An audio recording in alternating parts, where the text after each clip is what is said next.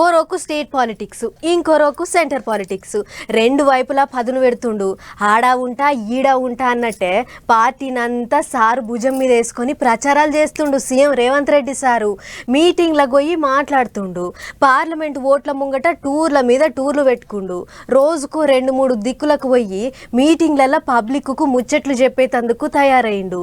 ఇక ఇయ్యాల ఎక్కడెక్కడ తిరిగిండో ఒక్కసారి అరుసుకొని వద్దాం పార్రట్ల పోయి. ఓట్ల ముంగట ఓ రోజు సొంత రాష్ట్రంలో తిరుగుకుంటా మీటింగులు పెట్టుకుంటా పబ్లిక్ కు పూస కూర్చుకుంటా తిరుగుతున్నాడు.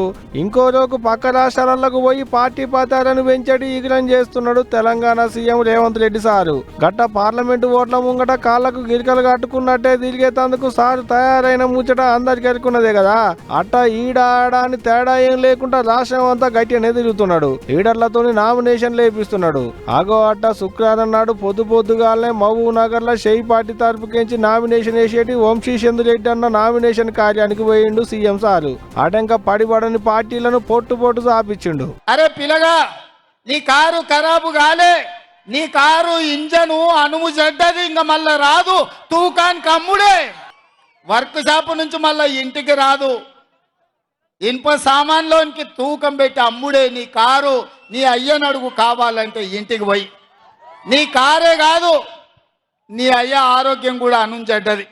ఇట కార్ పార్టీ వాళ్ళ రేతనాలన్నీ ఎనినట్టే చేసిండు. కేటీఆర్ సార్ను కేసీఆర్ సార్ను పొరక సాపించిండు సీఎం సారు. అంతేకాదు ఇంకేమన్నాడో ఈనోరి. ఈడ మా ఎమ్మెల్యేలను కంచేసి కాపాడుకునే శక్తి హైటెన్షన్ వైరు రేవంత్ రెడ్డి ఉన్నాడు. బిడ్డ వచ్చి ముట్టుకో. కరెంటు తీగ మీద కాకి కరెంటు కొడితే ఎట్లా కర్రెగా సస్తదో, నువ్వు కాంగ్రెస్ వైపు చూస్తే నీ సంగతి గట్లనే అయితది. ఇన్నరా ఇట్ట డైలాగుల మీద డైలాగులు కొట్టుకుంటా పొల్లు సాపించిండు. ఇక అటుకెంచి చక్కగా మైబాదుల షెయి పార్టీ తరపుకెంచి నామినేషన్ వేసేటి బలరాం నాయక్ సారు నామినేషన్ కార్యానికి పోయిండు సీఎం సారు. ఇక కాడ పెట్టిన మీటింగ్ లో కూడా మాట్లాడుకుంటా పడిపడని పార్టీల మీదకి దుబ్బెత్తిపోసిండు. రైతుల ఆదాయం సంగతి దేవుడెరుగు, రైతులను కాల్చి చంపిండు ఢిల్లీలో. అదే విధంగా ప్రతి పేదవాడికి ఇల్లు ఇస్తా అన్నాడు. తెలంగాణలో ఒక్క ఇల్లు ఇవ్వలే. జన్ధన్ ఖాతాల పేరు మీద స్విస్ బ్యాంకులో లక్షలాది కోట్ల రూపాయలు నల్లధనం ఉంది. అవి తీసుకొచ్చి ప్రతి పేదవాడి ఖాతాలో 15 లక్షల రూపాయలు వేస్తా అన్నాడు. మీకెవరికన్నా ఒక్క రూపాయనన్నా వచ్చిందా? మోడీ పైసలు ఇచ్చిండా? ఇన్నారు కదా. ఇగో ఇట్ట ఈడా ఉంటా ఆడా ఉంటా అన్నట్టు అన్ని దుక్కులా తిరుగుతున్నాడు.